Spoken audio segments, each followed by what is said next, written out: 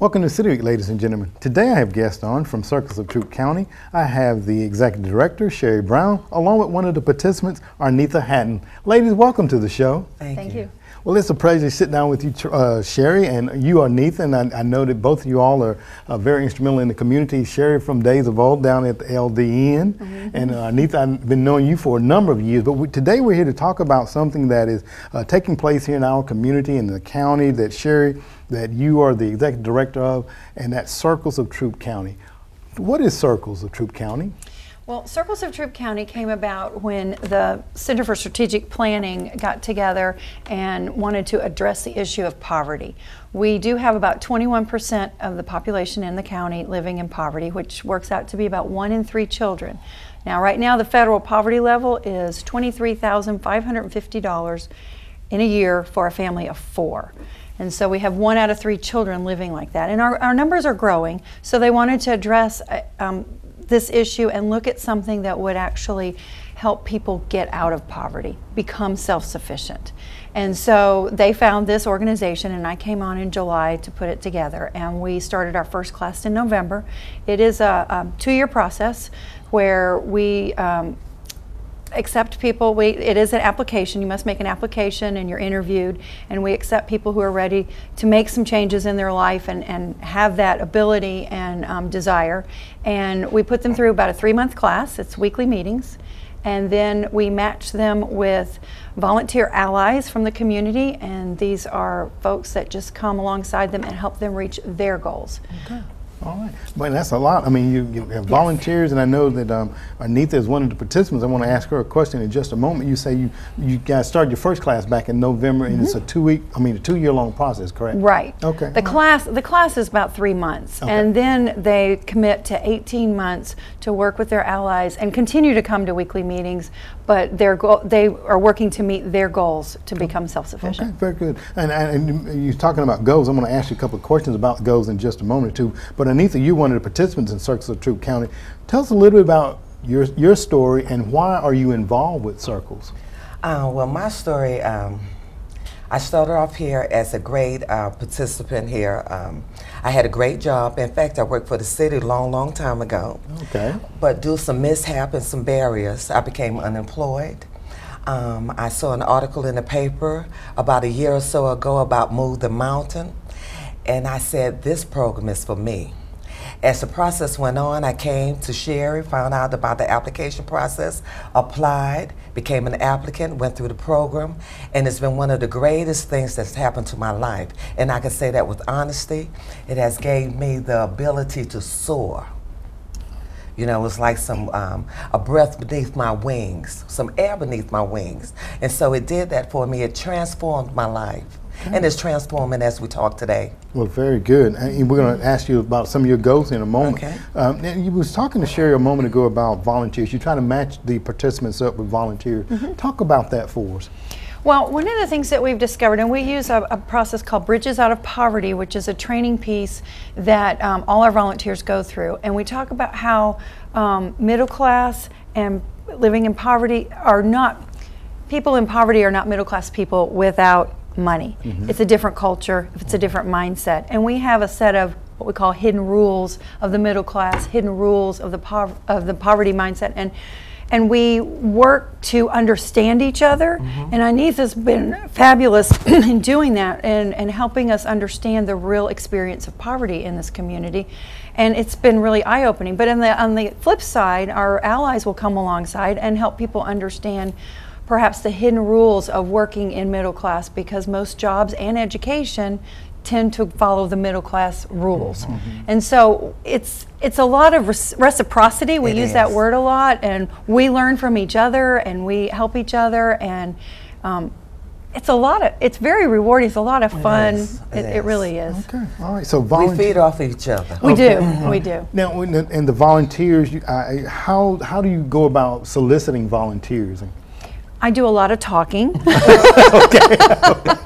an application process. Yes, and you know, I do speak to a lot of groups, a lot of church groups. I'd say about 95% of our folks come from the church community, but that's not always true.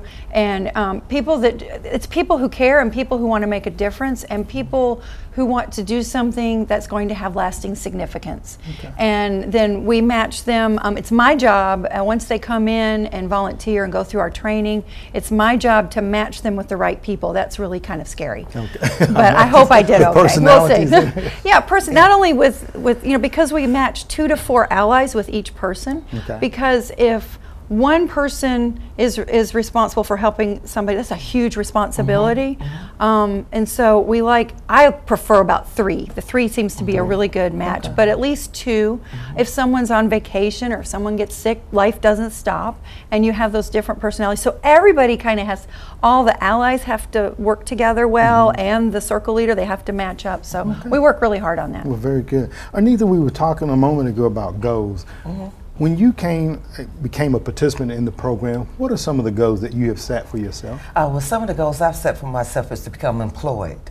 I want a great job with great benefits with great hours, and I say that consistently. Okay.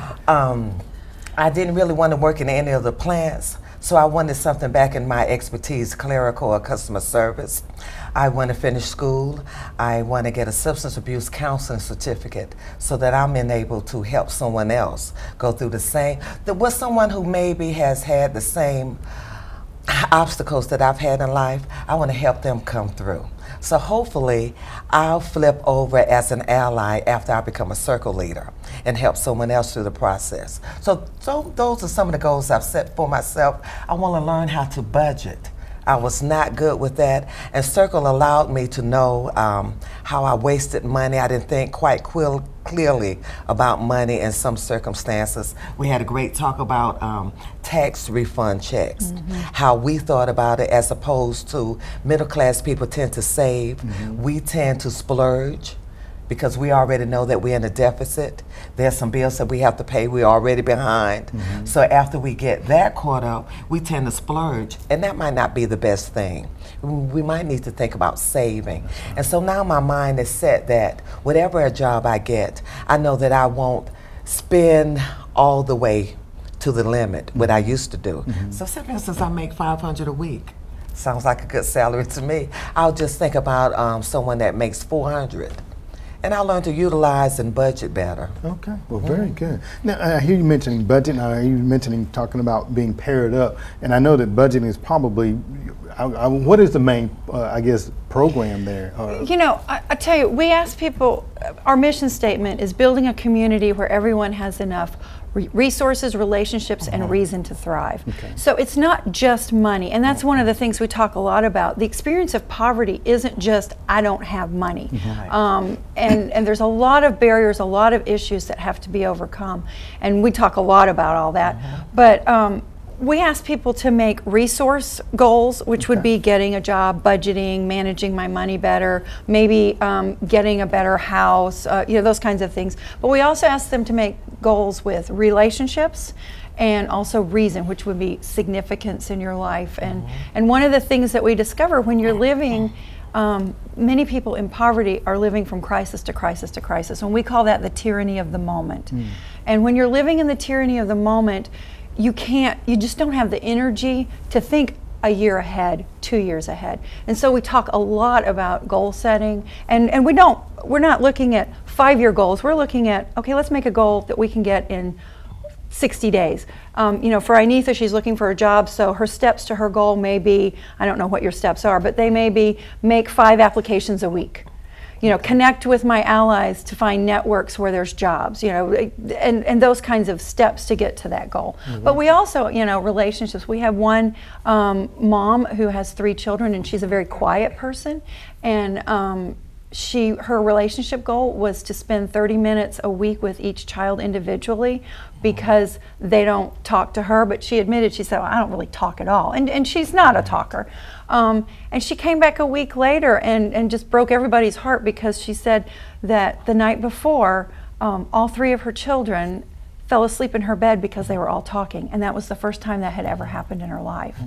And she was very pleased that just in a week there had been progress. Very good. I mean, it sounds like there's a holistic approach to changing the whole mindset of the individuals there. I want to ask you a question, Anita. I know you said I heard Sherry mentioning that one of your goals is to get a job. How has your life been impacted or changed since you've been a participant in circles? Oh my goodness, it's been impacted so gratifying. I wake up every morning with a song in my heart. You know, and when I come to the meetings, I look forward to every Thursday.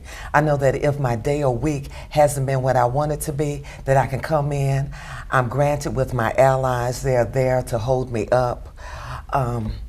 So my life has really changed. I wake up every morning and I know there's purpose now. And I know that I have people helping me make that purpose. Okay, very good. You know, before that I didn't.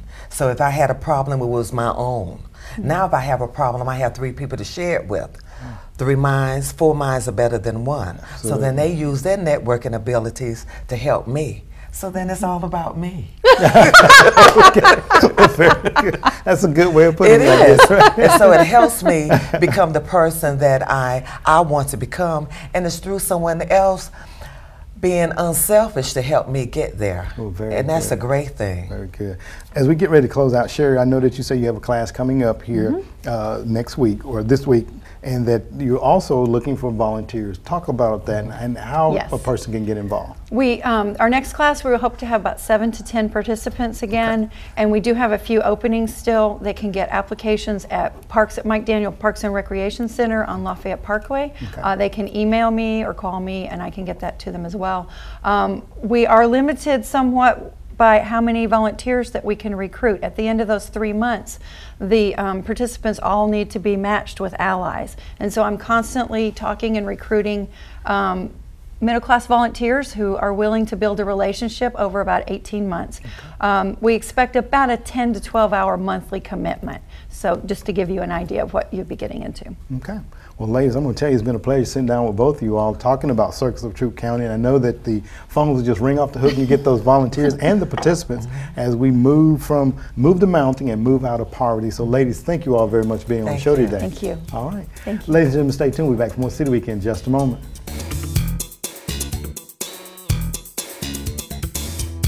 Welcome back to City Week, ladies and gentlemen. Now my guest on from West Georgia Health, I have the Director of Rehab Services, Michelle Williams, and also one of the physical therapists there, Liz Jones. Ladies, welcome to the program. Thank you. Thank you. Well, it's a pleasure to sit down. You know, I just got to say, I've had just beauty all over my set today. I had 2 beautiful ladies just a moment ago, got 2 more beautiful ladies. I don't know what they're going to do with all this beauty around here.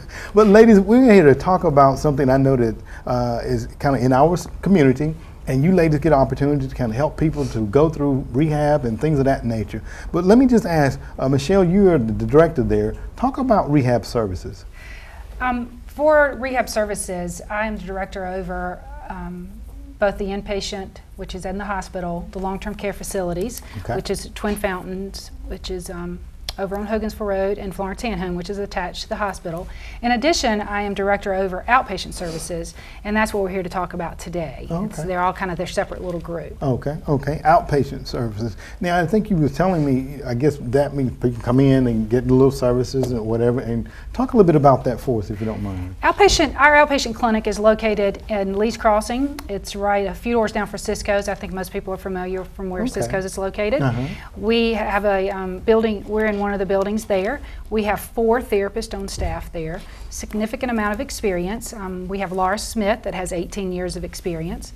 Tara Wilkie has 16 years of experience. Liz Jones with me today, she has 12 years of experience. We also have an occupational therapist, Shannon Alexander, that has 23 years of experience. Oh, Lord, and we all work out of that building, and I as well treat patients there. And I've been with the hospital 21 years, 19 of those as a therapist. Oh my Lord, okay, so there is years of experience. A lot of experience, that's right. So bottom line, when a person comes there, they should know that they're getting the best treatment that they can possibly receive, correct? Right. Oh, well, very good. Right. Now, I know that there are particular areas that you all specialize in or specialty treatments that you like to do, but before we get into that, let me just jump over to Liz, if you don't mind. Sure. Liz, as a physical therapist, talk a little bit about your role. I treat pretty much any type of patient, but my specialty area is in vestibular rehab. The vestibular system is basically your balance center. So I can treat patients that have problems with imbalance, usually falls. We hear people having frequent falls. Also patients that are suffering from dizziness. With the vestibular system, there are two different things. You have a central and a peripheral vestibular system. When I say central, it's going to refer to the brain. So I could work with patients who have had a stroke, who have a tumor, patients that have had concussions. So we're seeing a lot of athletes that are having these concussions, and they have what is called a post-concussion syndrome. So I'm able to go through and treat these patients. Also, the peripheral system is the inner ear system. You'll hear patients diagnosed with positional vertigo, that when they move a certain direction, they roll over in bed, they sit up wrong, they get extremely dizzy, they experience what's called vertigo, which means kind of their world is spinning. And it can make them very sick, very imbalanced, leading to falls and just affecting just their daily activities. So I can treat patients with that. There are also inner ear type problems called Meniere's. There's vestibular neuritis. There's other problems that I can treat. So basically, with a physician referral, these patients can be sent to me. I can assess them to better diagnose what their problem is, and then hopefully set them up on a treatment, treat them in the clinic, and then set them up on a program for long-term maintenance. Okay. All right, well, very good. And you talked about vestibular there, and I know there's some other specialty areas. I'm going to come back and ask a couple of questions about that in just a moment. But Michelle, tell us a little bit about some of the other areas of specialties that you all offer. Sure. We've kind of sought out some areas that we thought were a big need, a big hole in our community that we felt like we could impact. We have a therapist on staff, Tara Wilkie, that treats women's health issues, specifically urinary incontinence, pelvic pain, fecal incontinence, and she has very, very patient-specific treatment approach and has had wonderful outcomes with that approach. She also is certified in lymphedema, and that's a very common thing that you see with people that have had surgery, especially mastectomies. You'll see people with the really large arms. She does a wrapping technique, and then we fit them with garments, teach them self-management techniques to encourage that fluid to come out of the arm. And you get lymphedema for other reasons other than surgical interventions, but those are two very specific special areas that we work with that are definitely needs in our community that people are having to go outside of our community for. Let me ask a question. You said lymphedema, and they fit them with the sleeves and everything. What causes the swelling there? Is it, you said, fluid? It is an obstruction, right? It's an obstruction in the lymphatic system. Something, you hear people say, oh, they had lymph nodes, their lymph nodes are clear, or they have cancer in the lymph nodes. Well, in order to determine that, they have to have lymph nodes removed. And the lymphatic system is a very intricate system throughout the body. And if it's disturbed, sometimes the body just doesn't develop a collateral flow, and you get these big arms, and you may have seen people with large legs like that. Lymphedema is very different than generalized swelling. If you see people, their legs are both the same, that's very different than lymphedema. Lymphedema, you're going to see one arm really large, or one leg really large, or even a part of a leg or a part of an arm that's large. So it's a very specific and a condition that she treats. Okay. Medical. Gosh, can't even get it out here. Medicine can treat that as well as not really lymphedema. Medication can treat if you got a generalized swelling disorder. You see people that have swelling in their legs. Yeah, they're put on diuretics, and that does make a difference. But the lymphatic system is a separate system. And it requires, when you have a disruption in one specific limb or one specific area, that's what she works on treating. Okay, very good. And so a couple other things that we have, we've just started a Parkinson's program, and I don't know if you may have seen that in the paper. We have a therapist that has become certified in it's called LSVT, and it is the big program. It is a very specific 16-session, 4-week program to work with people that are diagnosed with Parkinson's, and it really focuses on teaching the patient how to manage how much effort is required with their movements, because I don't know if you've seen people with Parkinson's, they usually have a very short shuffling gait. Right. So, and their speech is really low, they're hard to understand. So this program works specifically on teaching them amplitude, how to move big and to move what looks normal to us, but to them it doesn't seem correct. So it's really retraining them on what a normal movement looks like. So we just started offering that in February end of February. Okay, well, very good. I mean, a lot of specialties. You know, I'm for one didn't realize we had all these things here in our very own community, and it sounds like it's something that's very needed. Now, I heard mentioning a moment ago, Liz, about doctor referrals. Is that how most of your patients come to you all, or do people just walk in? Or how? No, in the state of Georgia, you have to have a physician's referral. Okay. So they can just call their physician and say, hey, I'm really interested in having therapy. I'm having, you know, shoulder pain, I'm having back pain, or I'm experiencing dizziness, I'm having problems with having falls, or now with the Parkinson's programs, hey, I have a diagnosis of Parkinson's, I'm really interested in having this therapy to try to, you know, improve my daily activities, improve my lifestyle, my overall well-being. And so they can contact that physician, or when they're there for a doctor's visit, mention that, the physician writes a prescription, sends us the referral, and that's all we need. Okay, well, very good. Now, you were talking a moment ago about like vertigo and some of the things of that nature. Are there any symptoms of vertigo? I know a lot of, I heard you mentioning dizziness. Are there other symptoms of vertigo? Right, and what we look at, vertigo is specifically the sensation of spinning. You're sitting still and your world is spinning. That is the definition of vertigo. Then there's also dizziness, which people can describe as kind of a swimming feeling or lightheadedness. And then what we call disequilibrium, which is the feeling of imbalance. People may say, I'm swaying side to side, or the floor feels like it's moving. People may have a feeling of like a double vision. And all of those things can lead to determine whether maybe there's one side of their vestibular system affected versus both sides. So those are the things with my assessment, that if they, you know, tell the doctors about these symptoms, then the doctors can send them to me, and I can better assess and try to determine what the problem is and how to best treat them. Okay. All right. And again, my goodness, these are interesting topics that, you know, you just kind of like to see someone go through some of the therapy there. You mentioned about Tara Wilkie being one of your staff persons there, and the number of years of service. Tell them again, Michelle, if you don't mind, because I've been by that location but never knew that you all were located there. Tell them again where you're located. We are in Lee's Crossing. It's in the same strip mall that Cisco's is located in. Okay. If you're facing Cisco's, we're on the right side at the very end. People that are familiar with LaGrange will know that's where the old bank used to be. That's where we're located. Very convenient. You park right there, walk in, not having to maneuver through the hospital. And especially when you have conditions that impair your mobility, you wanted a quick access and easy access. Certainly. Now, let me just say, if someone was watching the show today and they heard, you know, some of the things that you ladies were mentioning, say, well, you know what, I may have experienced some of those symptoms. And could they call you all just to kind of get an over the phone assessment? Sure. Well, we would love, I mean, we would be glad to talk to anybody over the phone. They can reach us at 706-845-3883 and ask to speak with one of the therapists. That's a reception that's going to answer the phone. We'll be glad to talk with you over the phone about the issues you're having.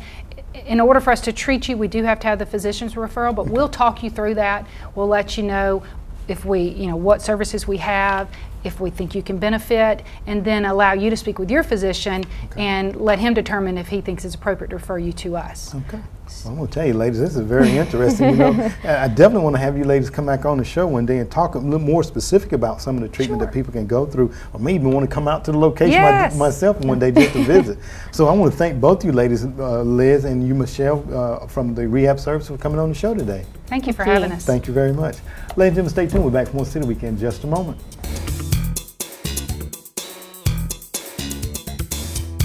Thank you for joining for City Week this week, ladies and gentlemen. My guests have been from Circus of Troup County, the Executive Director, Sherry Brown, along with one of the participants, Ms. Anita Hatton, and they talked about how they work with participants to help them to overcome poverty and realize goals that they can set for themselves. Also, I had on from West Georgia Health, the Director of Rehab Services, Michelle Williams, along with one of the physical therapists, Liz Jones, as they talked about the services that they offer at their Lee's Crossing office. So if you need services from those ladies and therapists there, by all means, go by and give them a call or stop by and see them. Ladies and gentlemen, I hope that you've enjoyed those interviews. And as always, I want to invite you back for more of City Week.